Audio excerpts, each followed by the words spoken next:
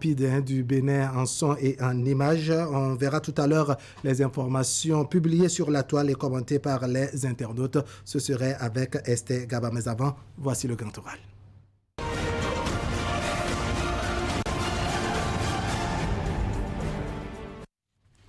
La problématique du chômage des jeunes est toujours d'actualité. Des structures de divers ordres travaillent à trouver une solution à ce casse-tête. En explorant les pistes, on se rend compte que les réseaux sociaux offrent des possibilités d'employabilité à la jeunesse. Voilà pourquoi les responsables de SOS Village d'enfants entendent offrir cette chance aux jeunes à travers une série de formations. On va donc faire court et suivre les explications du directeur national de SOS Village d'enfants, M. Salman Isifou. Monsieur le directeur, bonsoir. Bonsoir, monsieur le journaliste. Merci pour votre disponibilité. Merci beaucoup pour SOS Village d'enfants a un travail depuis plusieurs années pour le bien-être des enfants et le devenir donc des jeunes. Qu'est-ce qui a motivé ce projet qui aujourd'hui, on peut dire, fait son petit bonhomme de chemin? Merci beaucoup. Depuis 1987, SOS Village d'enfants s'occupe des enfants qui ont perdu la prise en charge parentale ou des enfants qui risquent de perdre cette prise en charge au Bénin. Alors aujourd'hui, nous avons au total 2060 enfants et jeunes dont nous nous occupons. Alors, pour ces jeunes, notre travail ne finit que le jour où ils ont un premier job qui leur permet de subvenir à leurs propres besoins. Ce qui fait que notre travail, il est vraiment de longue haleine. Nous devons continuer à nous assurer que ces enfants et ces jeunes ont les formations académiques nécessaires et en dehors de ça, ont toutes les compétences pratiques pour avoir du travail dans notre pays. D'accord. Alors, vous avez dit qu'ils sont 2060 à la date d'aujourd'hui. Vous avez démarré depuis 1987, n'est-ce pas? Ça fait un parcours pas petit, si on peut le dire ainsi. N'est-ce pas? Comment les choses se déroulent? La formation, le contenu de cette formation, c'est quoi concrètement? Alors, d'abord, nous nous assurons que ces jeunes ont des formations académiques ou des formations professionnelles. Alors, si ces jeunes-là ont des compétences pour aller jusqu'à l'université, nous les accompagnons pour faire des études supérieures avancées. S'ils n'ont pas de compétences, alors nous les orientons vers des métiers qu'ils apprennent.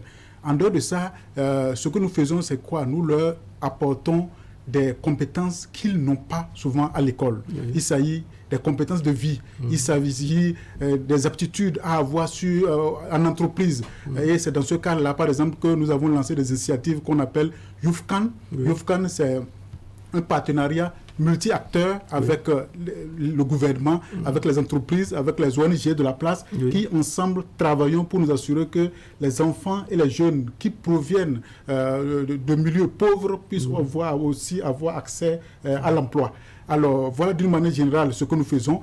Alors, pour pouvoir leur offrir ce plus sur le marché de l'emploi, nous avons axé nos réflexions sur le marché du numérique. Comme nous le savons, avec l'ampleur de la Covid-19, aujourd'hui, beaucoup d'emplois sont en train de disparaître. Selon les données de l'Organisation internationale du travail, il y a 1,6 milliard d'emplois qui sont mis en péril à cause de la Covid-19. À cause du coronavirus. Voilà. Uniquement en Afrique, nous avons 20 millions de jeunes qui ont perdu leur emploi à cause du coronavirus. Ce sont des chiffres alarmants. Ce sont des chiffres alarmants. Et qu'est-ce que nous avons constaté? Nous avons constaté que beaucoup d'emplois sont en train d'être faits grâce au numérique. Nous avons aujourd'hui le télétravail, les gens restent chez eux et ils travaillent. Nous avons le suivi des produits. Le produit, il doit être suivi de telle sorte que le client soit satisfait. Il y a certains clients qui se plaignent, au lieu d'aller vers les entreprises, se plaignent sur le net et ça donne une mauvaise image à l'entreprise. Maintenant, les entreprises font en sorte que ceci n'handicape pas leur notoriété. Alors, elles emploient ce qu'on appelle les community managers. D'accord. Avant d'arriver, n'est-ce pas, à cette formation-là, vous allez nous dire comment, sinon quel mécanisme vous avez mis en place, n'est-ce pas, pour cibler ces jeunes dits déshérités? Alors, la plupart de ces jeunes, c'est quoi? Ce sont des enfants orphelins, ce sont des enfants victimes d'exclusion sociale. Nous savons qu'au Bénin, par exemple, il y a des cas d'enfants dissociés en milieu bâtonneau. Ces enfants-là qui sont jetés, ou bien qui sont... on se débarrasse d'eux. Et ces enfants et les enfants abandonnés, ce sont ces enfants-là que, avec l'aide du gouvernement, nous récupérons. quand nous les récupérons... Justement, comment cela se fait? Comment vous les identifiez? Comment identifier, par exemple, au niveau de SOS Village d'enfants, un jeune qui est exclu socialement, qui est un orphelin, qui a perdu père et mère ou bien un des membres de sa famille? Voilà, lorsque c'est le cas, c'est-à-dire que souvent ces enfants, on les prend bébés. Oui. Alors, ils peuvent aller au centre de promotion sociale, oui. Ils peuvent aller directement voir la direction de l'enfance, de l'adolescence au niveau du ministère des Affaires sociales, oui. Pour pouvoir déposer une demande. Et le ministère les refait vers nous. Oui. Alors, et nous nous assurons... C'est donc ça qui justifie le partenariat. Voilà, c'est ça le gouvernement. Ce qui fait que ces enfants-là, ils restent chez nous à long terme. C'est-à-dire que l'âge, c'est de 0 à 8 ans pour l'admission. Il y a des enfants qui restent jusqu'à l'âge de 23 ans. Oui. Voilà. Et c'est à l'âge de 23 ans que nous devons nous assurer que le jeune a un premier job qui lui permet de vivre. Sinon, il reste toujours sous la tutelle de l'organisation. Alors, nous apportons tout ce dont il a besoin, aller à l'école, se nourrir, se vêtir, etc. etc. Oui. D'accord. Alors, vous avez organisé, comme on l'a dit tout à l'heure, une formation à l'endroit des jeunes partant de l'idée que les réseaux sociaux, sinon le numérique, offrent beaucoup d'opportunités aujourd'hui à la jeunesse, sinon à beaucoup de personnes. Qu'est-ce qui, au fond, a motivé cette formation et qui sont les bénéficiaires? Alors, cette formation a été motivée par l'ampleur que prennent les réseaux sociaux dans la vie des entreprises. Aujourd'hui, il n'y a pas une entreprise qui n'utilise pas les réseaux sociaux. Ces entreprises utilisent les réseaux sociaux pour se faire connaître. Ces entreprises utilisent les réseaux sociaux pour pouvoir redorer leur e-réputation. E-réputation, réputation, ça signifie la réputation numérique. Parce que les entreprises ont constaté que, qu'il y a certaines personnes qui lancent des messages contre elles sur les réseaux sociaux, et lorsque ces messages sont repris par plusieurs personnes, ça crée un mauvais buzz. Le mauvais buzz, c'est une mauvaise autorité, et ce qui fait que l'image de l'entreprise est atteinte et l'entreprise perd ses clients. Alors, les entreprises ont commencé par dire il nous faudrait des techniciens uniquement dédiés aux réseaux sociaux. Faire en sorte que, sur le numérique, que leur notoriété soit préservée. Et c'est dans ce cadre-là que l'entreprise a commencé par recruter ce qu'on appelle les community managers. Alors, la formation que nous avons dispensée à ces jeunes, qui sont orphelins, abandonnés, victimes d'exclusion sociale, ça concernait tous les aspects, toutes les compétences qu'un community manager doit posséder pour pouvoir faire correctement son travail. D'accord. Alors, on sait que les réseaux sociaux ont également une capacité de nuisance pas des moindres, n'est-ce pas? Comment le travail se fait de manière à ce que les jeunes puissent opérer un distinguo entre les avantages et, les nuisances donc, de ces réseaux sociaux? Alors, ce que nous faisons, c'est la sensibilisation. D'abord, nous sensibilisons ces jeunes au niveau de leur maison, au niveau des ateliers. C'est-à-dire qu'avant de démarrer la formation, on les sensibilise sur les méfaits des réseaux sociaux. Il y a le harcèlement en ligne, il y a, l'accès aux mauvaises informations, notamment la pornographie, notamment la violence. Nous avons également certaines personnes qui utilisent le net pour pouvoir détourner les mineurs, etc. Nous les sensibilisons d'abord sur ces aspects et nous les formons à répondre à ces gens de méfaits qu'ils vont rencontrer sur le net. La première des choses, c'est comme ça, les sensibiliser pour qu'ils sachent que, bon voilà, lorsque je vois déjà quelqu'un sur le net, que la personne me demande, donne-moi ton numéro de téléphone, je ne connais pas la personne, je ne donne pas. Surtout sur les réseaux sociaux, au Bénin par exemple, il y a beaucoup de faux comptes. On voit le nom de quelqu'un, on voit la photo de quelqu'un, mais c'est quelqu'un d'autre qui a créé ce compte pour pouvoir arnaquer les gens, en tout cas nuire.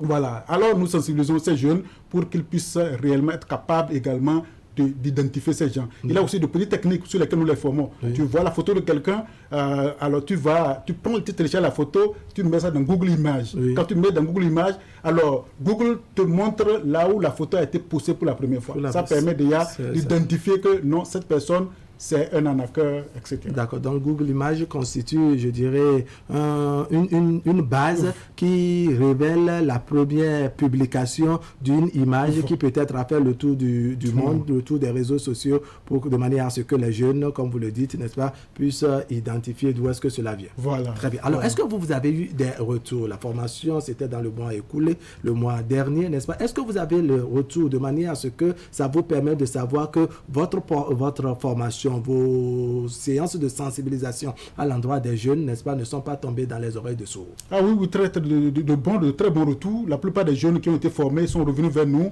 pour nous dire ce qu'ils ont déjà commencé par faire, notamment création de pages LinkedIn, création de pages Facebook, Instagram, etc.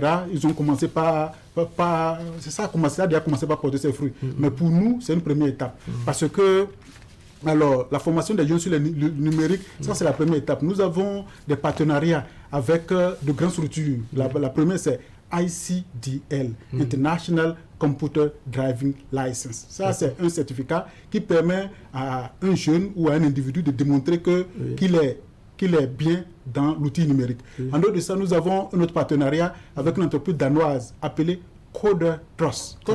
Alors, tous ces partenaires, n'est-ce pas, en quoi, leur accompagnement, sinon votre partenariat, en quoi cela a d'effet ou d'incidence, n'est-ce pas, sur les jeunes, sur qui vous appliquez vos formations et vos encadrements? Alors, le premier partenariat CDL, ça le permet en entreprise de pouvoir utiliser tous les outils bureautique, Internet, etc. Le second partenaire avec CoderTrust, ça leur permet de savoir programmer, créer des pages web et également d'avoir des parts de marché dans tout le monde entier. Ils auront des parts de marché aux États-Unis, au Japon, etc.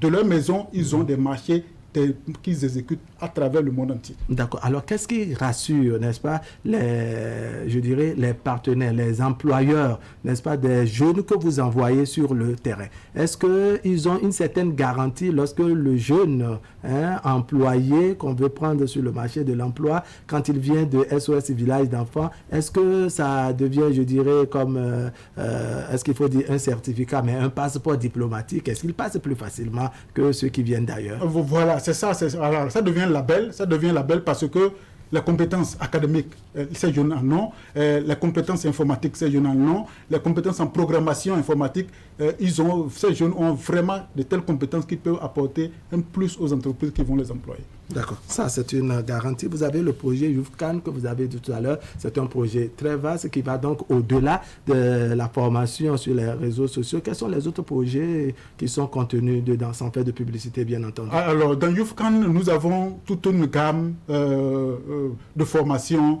de mise en stage et également de partenariat avec les acteurs étatiques et non étatiques. Tout simplement, c'est pour faire quoi? D'abord, il y a un côté lobbying pour faire en sorte qu'il y ait des réformes des réformes dans le pays pour pouvoir promouvoir l'emploi des jeunes. Alors, lors du lancement de YouthCan, on était en discussion avec son Excellence le ministre Kérékou qui nous disait que le ministre de l'Emploi. Voilà, c'est ça qui nous disait que la formation académique qui est dispensée par exemple au Bénin n'est pas adapté au marché de l'emploi. Voilà, ce n'est pas adapté. Ça, par exemple, c'est un thème et nous avons convenu avec lui que nous allons voir comment collaborer pour faire en sorte que la formation académique soit adaptée au marché de l'emploi. Ça, c'est une des composantes de ce projet. Et en plus, nous assurer que ces jeunes-là, qui n'ont personne ici qui comptait, aussi ont accès au marché de l'emploi. Alors, votre mot de conclusion est très rapide. Alors, merci beaucoup. Alors, vraiment, très rapidement, tout ce qu'il faut dire, c'est quoi? C'est que l'employabilité des jeunes, c'est un combat de toutes les parties prenantes, gouvernementales, privées, publiques, etc. Et les réseaux sociaux, aujourd'hui, malgré leurs méfaits, les inconvénients, offrent des opportunités d'emploi pour les jeunes. Tout simplement, on demande aux jeunes réellement de ne pas mettre en avant, de ne pas utiliser tout ce que les réseaux sociaux apportent comme méfait, mais d'essayer d'utiliser ces réseaux sociaux pour pouvoir se développer eux-mêmes et pouvoir s'insérer dans la vie active. Voilà, l'employabilité des jeunes, c'est un exercice plutôt périlleux, ce n'est pas facile et vous travaillez à votre niveau, au niveau de SOS Village d'enfants, n'est-ce pas, pour accompagner les pouvoirs publics à l'insertion donc des jeunes. Merci monsieur le directeur Salim Issifou, directeur donc de SOS Village d'enfants, directeur national, je précise, directeur national donc de SOS Village d'enfants. Merci d'avoir accepté notre invitation. On va ouvrir à votre suite l'atelier de Esther Gaba pour scruter un peu les informations sur la toile.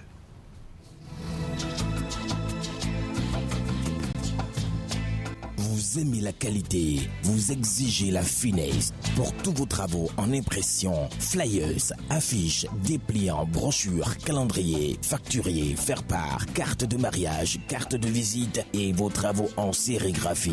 Une seule adresse, l'imprimerie du groupe de presse Fraternité qui vous propose des prix défiant toute concurrence.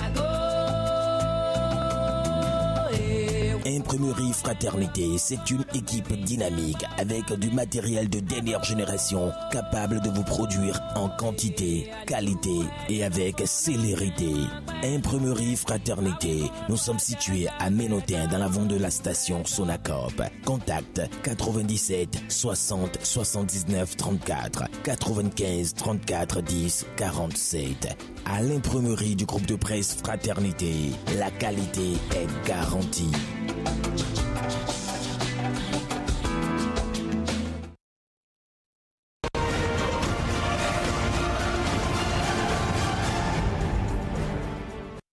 Voilà, on en vient maintenant à la page Actu Web. Comme vous le savez, le chef de l'État s'est prononcé dans le cadre de la célébration du 1er août, 60e anniversaire donc de l'indépendance du Bénin. Le message du chef de l'État a fait le tour de la toile et cela a suscité des commentaires. Esther Gaba, bonsoir. Bonsoir. Allez, merci d'avoir été là. Merci. Alors, sur la toile, le discours du chef de l'État a suscité les commentaires des internautes. Sur ce vendredi 31 juillet 2020, veille de la célébration des 60 ans de l'indépendance du Bénin, le président de la République, chef de l'État, chef du gouvernement Patrice Talon a prononcé son traditionnel discours à la nation. Découvrez ci-dessous l'intégralité de son message à ses compatriotes béninois à l'occasion du 60aire de la fête nationale du Bénin. Voilà. On voit le chef de l'État sur les images. Quels sont les commentaires? Les commentaires, Presto, j'ai vu un président très à l'aise dans son discours comme un maître conférencier. Un discours clair, précis et court. C'est la marque des grands présidents. Bonne fête à tous et vive le Bénin. Hudel Dagan, un discours sans faute, court, véridique et sans tâche. Je suis fier d'être béninois au temps de Patrice Talon. Jacques Amand a également commenté sur le sujet. Il y a eu des avancées dans plusieurs domaines et des régressions aussi. Mais le gouvernement est à féliciter car il a osé dans plusieurs domaines, car il faut oser croire et réussir. Un dernier commentaire de Geoffroy, c'est incroyable que l'État est capable de consommer 15% de ceux qui sortent de nos universités. Détrompez-vous et réfléchissez, allumez vos cerveaux. L'État n'est pas créateur d'emplois, mais vous et moi. Réveillons-nous. Réveillons-nous. Et puis on va se réveiller également avec les résultats du brevet d'études du BPC, brevet d'études plutôt du premier cycle, le BPC donc, les résultats qui sont connus et que tout le monde pourrait consulter à travers la nouvelle plateforme e-Résultats. Oui, e-Résultats, c'est la plateforme... c'est sur la page du gouvernement du Bénin. C'est la plateforme que les parents des candidats peuvent utiliser pour consulter les résultats de leurs enfants. Sur le net. Voilà. Les résultats du BPC 2020 sont disponibles. Vous pouvez les consulter gratuitement sur le site www.iresultat.bj. Merci de passer le message autour de vous. La réaction des internautes par rapport à cette information-là. Kemino Ating, great job, très cool cette innovation. Merci infiniment de nous avoir rendu la tâche si facile. Ça a marché chez nous, merci. Nous espérons encore bien d'autres exploits de vous, cher président. Claude Cadès, bravo depuis la Suisse, j'ai consulté le résultat de mes neveux qui sont tous admis et c'est moi qui les ait informés. Bravo à la rupture, je suis encore une fois de plus fier d'être béninois. Alors, d'autres commentaires également sur le sujet. Thomas Todoméou, disons simplement chapeau à notre gouvernement. Non seulement ça marche, et en plus c'est ultra rapide. D'accord. Un autre sujet, ce serait le troisième. La chanteuse internationale, la chanteuse béninoise Angélique Kidjo s'est adressée à la nation béninoise à travers une vidéo, n'est-ce pas, qui fait le tour des réseaux sociaux et donc publiée sur la page Facebook du gouvernement. Et la vidéo est disponible sur la page du gouvernement du Bénin. Oui. Et dans la droite ligne des indépendances, l'artiste béninoise qu'on ne présente plus, Angélique Kidjo, a passé son message à l'occasion de ses 60 ans d'indépendance du Bénin. Sur toutes les scènes du monde où elle est passée, l'artiste internationale béninoise Angélique Kidjo, lauréate de 4 trophées au Grammy Award, a toujours montré sa fierté d'être béninoise à travers sa musique. À l'occasion de la célébration du 60e anniversaire de l'indépendance du Bénin, elle adresse un message à tout le peuple béninois en général et aux acteurs culturels en particulier. La réaction des internautes par rapport à cette vidéo. À cette vidéo et ce message donc d'Angélique Kidjo. Oui, merci d'une fille, réfléchissons ensemble pour relever le défi, mais avant tout, aimons-nous les uns les autres. Ça, c'est le message de Pierre, sinon oui. La réaction de Pierre Nyonrossou. Tout à fait. Oui. Amen. Zandino, c'est vrai, ma grande. Si le gouvernement pouvait nous accompagner, ça nous aiderait beaucoup. C'est une doléance de ma part. Que Dieu vous protège, mon cher gouvernement, et bonne fête à tous. Un dernier commentaire de Sabinos. Le moment est peut-être venu pour que le gouvernement mette en place un comité national sous la présidence de cette grande dame pour réfléchir et penser la place du Bénin culturel dans le monde pour les 60 ans à venir. Fier d'être béninois, ajoute Sandrino Atiobi. Voilà, alors dans le cadre donc, du 1er août, n'est-ce pas, le chef de l'État était plus ou moins détendu. Quelques minutes avant de rentrer dans le véhicule, donc aller au niveau, je dois dire, du monument aux morts, ici à Cotonou. Donc il y a la vidéo du chef de l'État qui a circulé, le chef d'État quelque peu détendu. On va visualiser avec la complicité donc, de la régie cette image.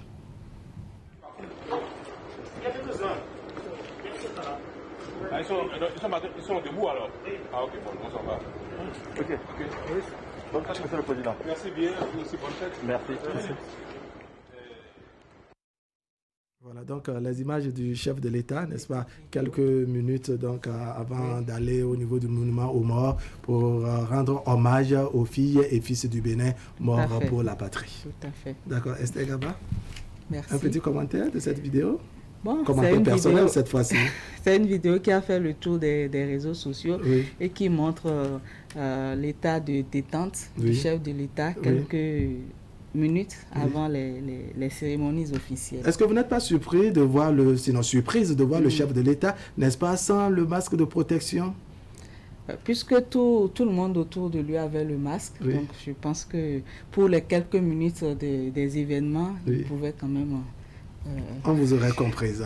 Esther Gaba, merci d'avoir été là. Mesdames, Messieurs, ce serait tout pour ce soir. Merci de nous avoir suivis. L'information continue sur Canal 3 Bénin. On va se retrouver très bientôt pour partager le reste de l'actualité. Allez, portez-vous bien.